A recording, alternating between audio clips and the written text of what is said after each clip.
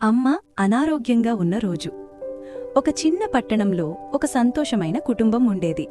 ఆ కుటుంబంలో అమ్మ, నాన్న, ఇద్దరు పిల్లలు రవి, మీనా ఉండేవారు. ప్రతిరోజు అమ్మ చాలా తెల్లవారుజామునే లేస్తుంది.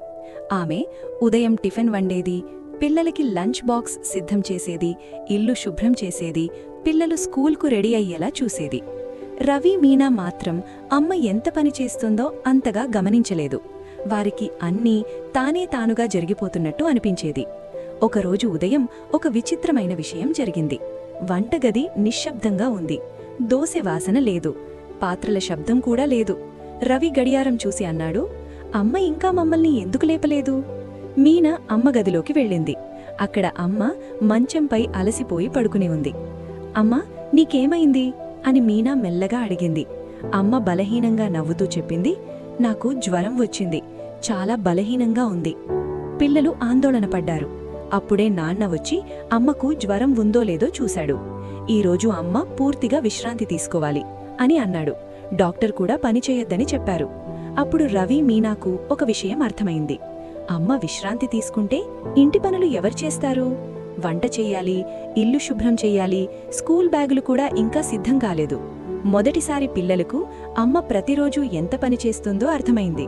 రవి మీనాను చూసి అన్నాడు, ఈరోజు మనమే అమ్మకు సహాయం చేద్దామా? మీనా కూడా తల ఊపింది. అలా ఆ రోజు పిల్లలు బాధ్యత తీసుకోవాలని నిర్ణయించుకున్నారు. తర్వాతి రోజు ఉదయం రవి త్వరగా లేచాడు. అతను జాగ్రత్తగా వంటగదిలోకి వెళ్లి సులభమైన టిఫిన్ చేయడానికి ప్రయత్నించాడు. మొదట్లో అంత బాగా కాలేదు. దోశ కొంచెం కాలిపోయింది, చట్నీ కొంచెం ఎక్కువ ఉప్పుగా అయింది.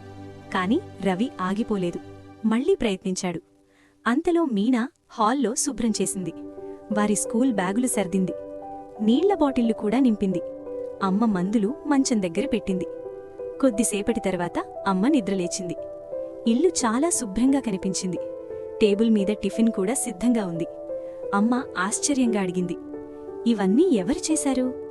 రవి, మీనా నవ్వుతూ చెప్పారు, మేమే చేశామమ్మా. రవి అన్నాడు, నువ్వు విశ్రాంతి తీసుకోవాలని అనుకున్నాం. మీనా కూడా చెప్పింది, నువ్వు త్వరగా బాగుపడాలి కదమ్మా. అమ్మ కళ్లల్లో ఆనందంతో కన్నీళ్లు వచ్చాయి. మొదటిసారి పిల్లలకు ఒక విషయం అర్థమైంది. ఇంటి పనులు చేయడం అంత సులభం కాదు. ఆ సాయంత్రం నాన్న కూడా వారికి తోడయ్యాడు. నాన్న పాత్రలు కడిగాడు, పిల్లలు బట్టలు మడిచారు. ఇల్లు నవ్వులతో ఆనందంతో నిండిపోయింది. కొన్ని రోజుల తర్వాత అమ్మ పూర్తిగా కోలుకుంది. కాని ఆ కుటుంబంలో ఒక మంచి మార్పు వచ్చింది. రవి, మీనా ప్రతిరోజు అమ్మకు సహాయం చేయడం కొనసాగించారు. వారికి ఒక ముఖ్యమైన విషయం అర్థమైంది. కుటుంబం అంటే అందరూ కలిసి సహాయం చేసుకుంటేనే బలంగా ఉంటుంది. నీతి: కుటుంబం అంటే అందరూ కలిసి పనిచేయడం. చూసినందుకు ధన్యవాదాలు. ఇంకా ఇలాంటి కథల కోసం టైనీ టాడ్లర్ టైమ్స్ ఛానల్ను సబ్స్క్రైబ్ చేయండి.